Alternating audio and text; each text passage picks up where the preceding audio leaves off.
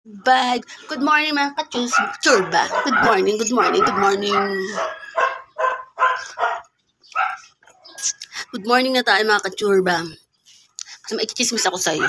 Papakita ko sa'yo lahat ng mga exercise ko dati nung yung na-stroke ako.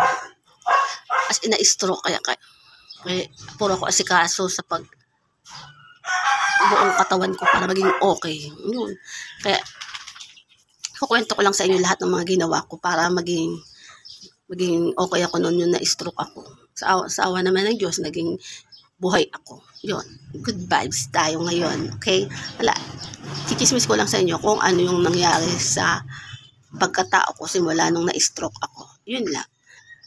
Kita-kita tayo sa pagpapakita ko sa inyo lahat ng mga ginawa sa akin pag-alaga sa akin ng mga kapatid ko. Okay? Chichismis ko sa inyo ha. Kaya check nyo na lang po ang video ko para makita nyo kung paano ako na-stroke dati. Bye!